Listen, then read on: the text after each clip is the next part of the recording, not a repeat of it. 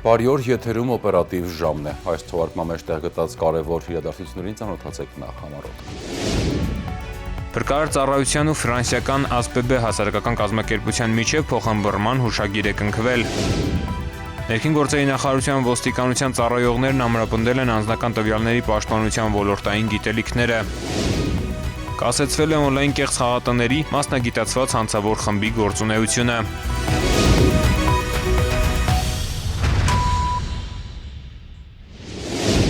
Փրկարար ծառայության տնօրեն ներքին գործերի նախարարի տեղակալ Արամ Ղազարյանը ընդունել է Հայաստանում Ֆրանսիայի դեսպան Օլիվիե դը Կոնտինիին, ընդգծվել է արտակարգ իրավիճակների արձագանքման և աղետների ռիսկի կառավարման ոլորտում համագործակցության ընդլայնման կարևորությունը։ Հանդիպման ավարտին Արամ Ղազարյանն ու ֆրանսիական ASPB հասարակական կազմակերպության նախագահ Բեռնար Ժանեն փոխհմբռնման հուշագիր են ստորագրել։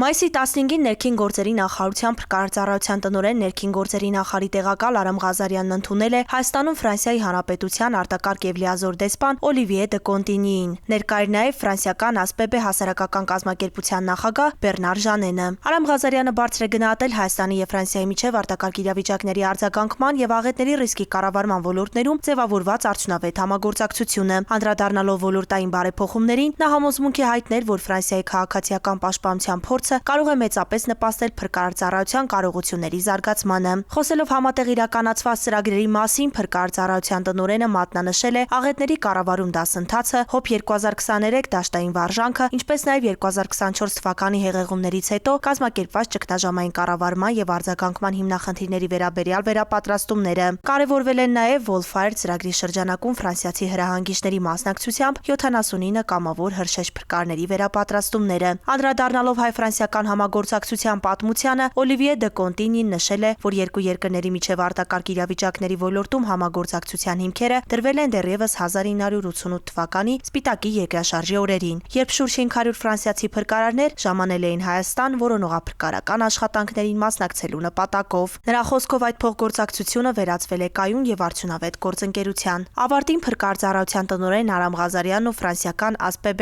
հասարակական կազմակերպության նախագահ Բեռնար Ժանենը արտակարգ իրավիճակների կանխարգելման, դրանց հետևանքների վերացման և աղետների ռիսկի կառավարման ոլորտում համագործակցության վերաբերյալ կնքել են փոխհմբռնման հուշագիր։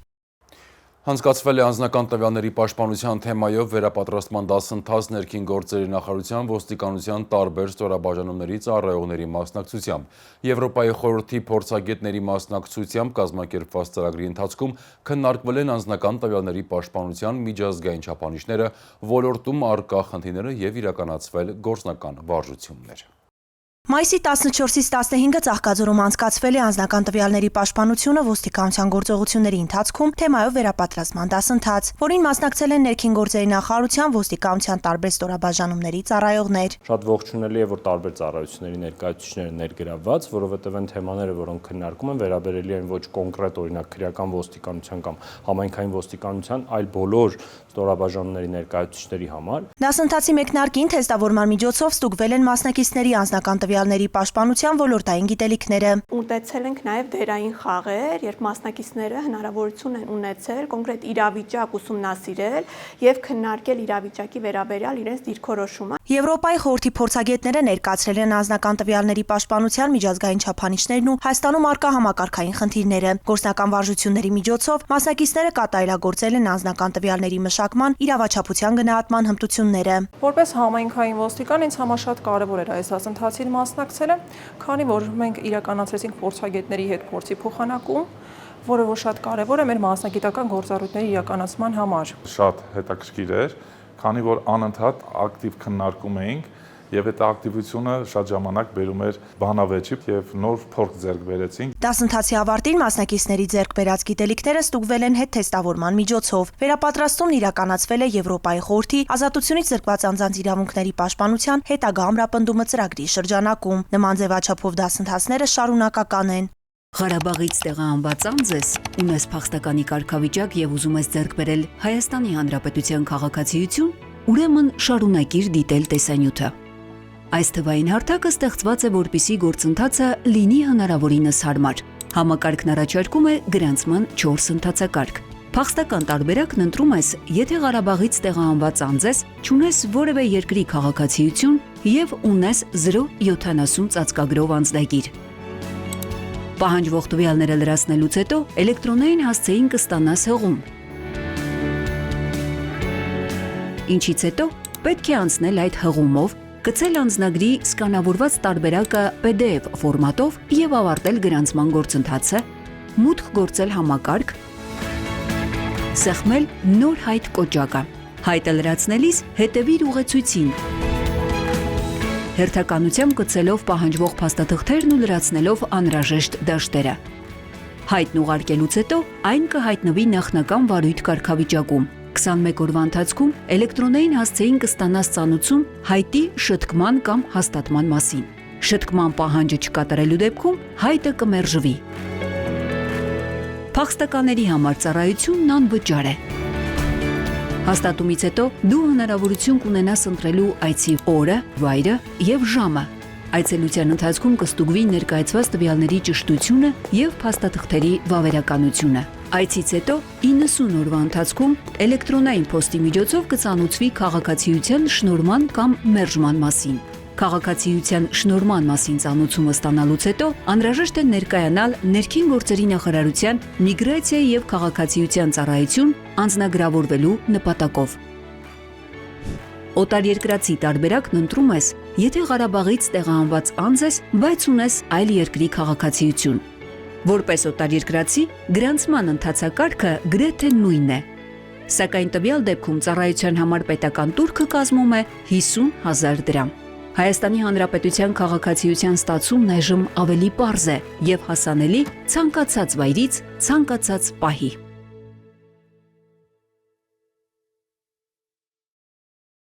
Ներքին գործերի նախարարության ոստիկանությունը հետևողականորեն շարունակում է ապօրինի զենք զինամթերքի հայտնաբերման ուղղությամբ միջոցառումները։ 2026 թվականի հունվար-մայիսին իրականացված լայնածավալ աշխատանքների արդյունքում հայտնաբերվել, առգրավվել կամ կամավոր հանձնվել է 825 միավոր զենք եւ մեծ քանակությամբ զինամթերք։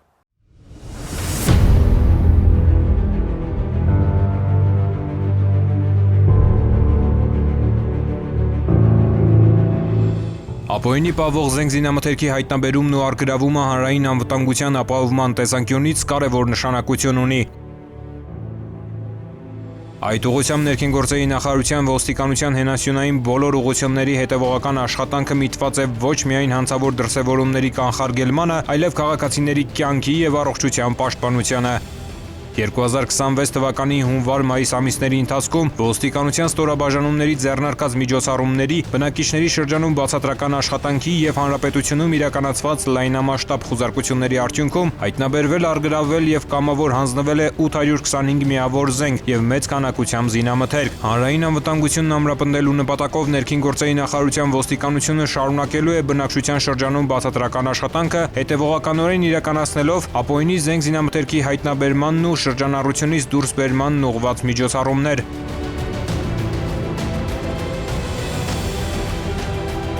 Ներքին գործերի նախարարության ոստիկանությունը հիշեցնում է, ապօրինի պահվող զենք զինամթերքը կամավոր հանձնելու դեպքում անձն ազատվում է քրեական պատասխանատվությունից։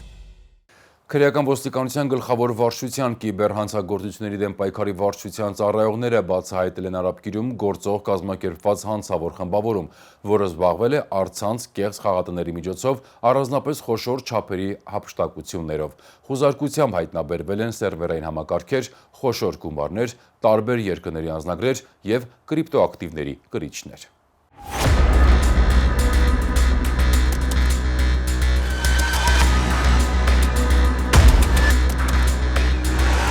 Քրեական ոստիկանության գլխավոր վարչության կիբերհանցագործությունների դեմ պայքարի վարչության ծառայողներն օպերատիվ տեղեկություններ էին ստացել, որ Արաբկիր վարչական շրջանի առանձնատներից մեկում եւ կից շինություններում գործում է կազմակերպված հանցավոր խմբավորում։ Տեղեկությունների համակողմանի վերլուծության հիման վրա առերևույթ հանցագործության վերաբերյալ հաղորդում է ներկայացվել քննչական կոմիտե, նախաձեռնվել է քրեական վարույթ։ Մայիսի 13-ին քրեական ոստիկանության եւ քննչական կոմիտեի ծառայողները նշված հասցեում իրականացրել են անակնկալ խուզարկություն։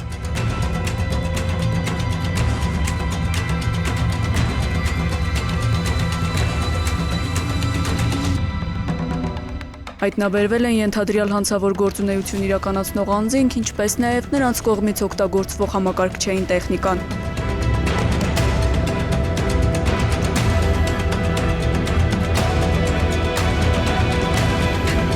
Մասնավորապես իրավապահները հայտնաբերել են մեծածավալ թվային սերվերային համակարգեր, որոնց միջոցով գործարկվել են առցանց խաղային հարթակներ, օգտագործելով հոսթինգ ծառայություններ։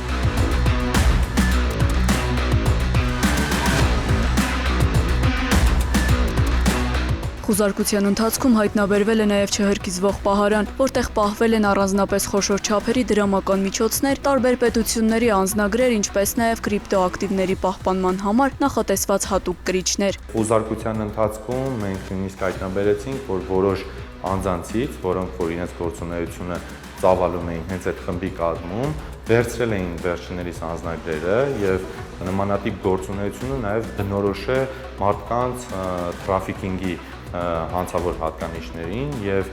ներկայումս լայնածավալ քննություն է իրականացնում պարզելու, որ արդյոք բացի հափշտակությունից կան նաեւ թրաֆիքինգին բնորոշող հանցավոր պարարք։ Ձեռնարկված ծավալուն օպերատիվ հետախուզական միջոցառումների արդյունքում պարզվել են հանցավոր գործունեության բարդ մեխանիզմի մանրամասները։ Մասնավորապես խմբում ներգրավված անձինք քողարկվելով Հայաստանի Հանրապետության պետական ռեգիստրում գրանցված սահմանափակ պատասխանատվությամբ ընկերության անվան ներքո եւ փոխլրացնելով միմյանց գործողությունները իրականացրել են առանձնապես խոշոր չափերի համակարգչային հափշտակություններ։ Ասիական պետությունների քաղաքացիներից կազմված ենթադրյալ հանցավոր խումբը գործել է նախապես մշակված դերաբաշխմամբ, կիրառելով հատուկ մեխանիզմներ։ Նրանց գործունեության հիմքում եղել է թվային տիրույթում տարածված կեղծ գեմբլինգը։ Հատուկ ծրագրային ապահովման եւ համակարգչային տեխնիկայի միջոցով ստեղծել են բազմաթիվ կեղծ առցանց խաղատներ, որոնք լայնորեն գովազդվել են տարբեր երկրներում։ Ինչ է կեղծ գեմբլինգը, առհասարակ իրենից ներկայացնում, հանցավոր խմբերի կողմից ստեղծվում են on-line հարթակում կեղծ խաղատներ եւ այդ կեղծ խաղատների միջոցով հափշտակում են քաղաքացիների գումարները։ Հիշյալ հանցավոր խմբավորումը հենց նմանատիպ գործունեություններ իրականացրել եւ այդ խաղատներում գումարները կարող էին մուտք կատարվել բացառապես կրիպտոակտիվների տեսքով եւ այդ կրիպտոակտիվների օգտագործումը նպատակ ուներ քողարկել նաեւ հանցավոր խմբի գործունեությունը, այն անձինք, ովքեր որ այդ խաղատներից օգտվում էին եւ կրիպտոակտիվներով գումարները մուտք էին անում հիշյալ խաղատներ, վերջիններս առհասարակ շահելու հնարավորություն չէին ունենում եւ կորցնում էին նշված խաղատներում մուտքագրած իրենց ամբողջական գումարը։ Ընդ որում հանցավորները ստեղծել էին նաև գոյություն չունեցող կեղծ կրիպտո միավորներ, USDT-ին բնորոշ եւ նաև այդ եղանակով էին փորձում քաղաքացիներից հափշտակել նրանց կողմից խաղատներում մուտքագրած գումարները։ Վարույթային գործողությունների շրջանակում սերվերային համակարգերի առգրավման արդյունքում կեղծ խաղային որոշ հարթակների գործունեությունը դադարեցվել է։ Նախաքննությունը շարունակվում է, հանգամանքները պարզվում են։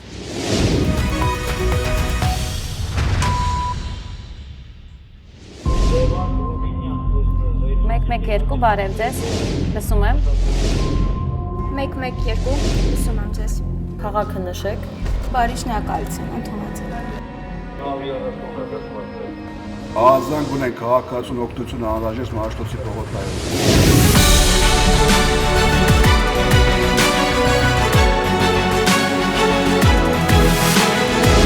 112 մեկ զանգ արագ արձագանք։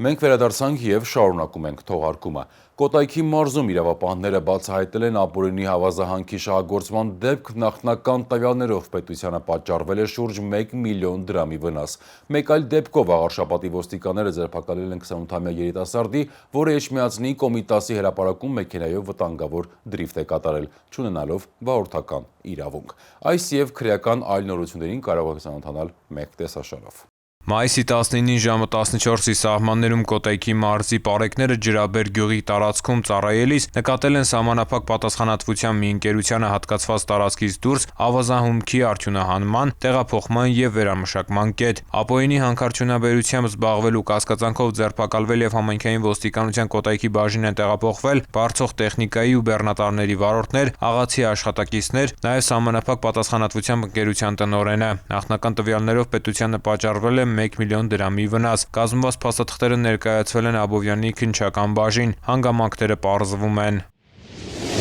Համայնքային ոստիկանության Վաղարշապատի բաժնում ստացվել էր տեղեկություն, որ BMW մակնիշի մեքենայի վարորդը մայիսի 15-ի ուշ երեկոյան բացահայտ անարգալից վերաբերմունք դրսևորելով հասարակության նկատմամբ եւ վտանգելով երթևեկության մասնակիցների կյանքն ու առողջությունը, դրիֆտ է կատարել Էջմիածնի Կոմիտասի անվան հրապարակում։ Մայիսի 19-ի առավոտյան կարգազանց վարորդը ձերբակալվեց, իսկ մեքենան տեղափոխվեց պահպանվող հատուկ տարածք։ Պարզվեց նաեւ, որ Էջմիածնի Խաչատուր Աբովյանի փողոցի բնակիչ 28-ամյա երիտասարդը մեքենան վարել է, չունենալով վարորդական իրավունքի վկայական։ Կազմված փաստաթղթերն ու ձերբակալվածը ներկայացվել են Վաղարշապատի քննչական բաժին։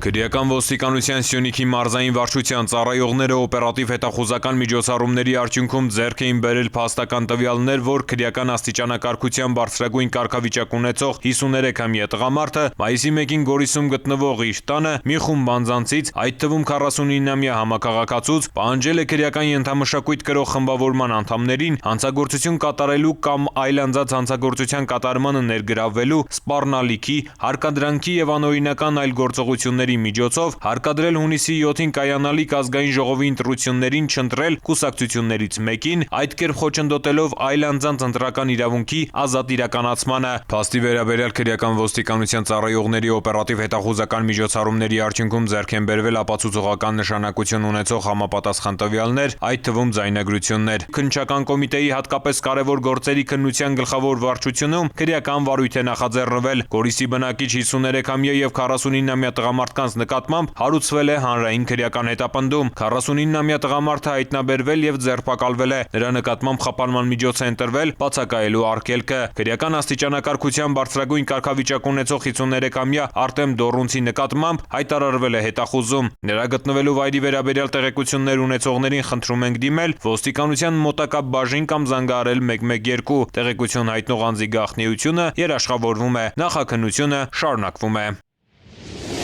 Քրեական ոստիկանության գլխավոր վարչության թմրամիջոցների անօրինական շրջանառության դեմ պայքարի վարչության ծառայողներն ու Կոտայքի մարզի պարեկները համատեղ ձեռնարկած օպերատիվ հետախուզական միջոցառումների արդյունքում մայիսի 18-ին Երևան աշտարակ ճանապարհին հայտնաբերել թմրամիջոց ձեռք բերելու, պահելու եւ իրացնելու հիմնավոր կասկածանքով ձերբակալել եւ համայնքային ոստիկանության Մաշտոցի բաժին են տեղափոխել Երևանի բնակիչ 18-ամյա եւ Վայոց ձորի մարզի բնակիչ 20-ամյա երկու երիտասարդի։ 20-ամյա երիտասարդի անձնական խուզարկությամբ հայտնաբերվել 4 կիլոգրամ մարիխուանա տեսակի թմրամիջոցի նմանվող զանգված։ Երիտասարդները եւ կազմված փաստաթղթերը ներկայացվել են նախաքննական մարմին, կատարվում է նախաքննություն։ Համայնքային ոստիկանության Էրեբունու բաժնի ծառայողները օպերատիվ տեղեկություն էին ստացել, որ մի տղամարդ ներկայանալով իբրև Երևանի հաշվառման քննական բաժնի աշտարակից առաջարկում է տրամադրել վարորդական իրավունքի վկայական եւ չարաշահելով տարբեր անձանց վստահությունը, խաբեությամբ հափշտակում է գումար։ Նմանատիպ խարդախությունների վերաբերյալ նաեւ հաղորդումներ էին ստացվել մարտի 20-ին, մայիսի 14-ին եւ 20-ին։ Համայնքային ոստիկանների ձեռնարկած օպերատիվ հետախուզական միջոցառումների արդյունքում պարզվել է վերոհիշյալ անձի ինքնությունը։ Մայիսի 20-ին Երևանի հաշվառման քննական բաժնի տարածքում 54-ամյա տղամարդը հայտնաբերվել, ձերբակալվել, տեղափոխվել է Էրեբունու բաժին, ապա կազմված փաստաթղթերի հետ ներկայացվել նախաքննական մարմին։ Ոստիկանությունը հիշեցնում է, որ վարորդական իրավունքի վկայական կարելի է ձեռք բերել բացառապես օրենքով սահմանված կարգով, հաջողությամբ հանձնելով տեսական եւ գործնական քննությունները, իսկ ապօրինություններն անխուսափելիորեն հայտնվելու են ոստիկանության տեսադաշտում, արժանանալով իրավական գնահատականի։ Ներքին գործերի նախարարության կիբերոստիկանությունը զգուշացնում է արտասահմանյան հեռախոսահամարներով քաղաքացիներին ուղարկվում են կեղծ հաղորդագրություններ ներքին գործերի նախարարության եւ պետական այլ կառույցների անունից։ Քաղաքացիներին հորդորում ենք չարձագանքել անծանոթ համարներից ստացված հաղորդագրություններին, չբացել կասկածելի հղումներ եւ չտրամադրել անձնական կամ բանկային տվյալներ։ Նման հաղորդագրությունները խորհուրդ է տրվում անմիջապես արգելափակել եւ նշել որպես սպամ։ Շաբաթվա կարևորները այսքանն էին, ես ձեզ հրաժեշտ եմ տալիս, հաջողություն։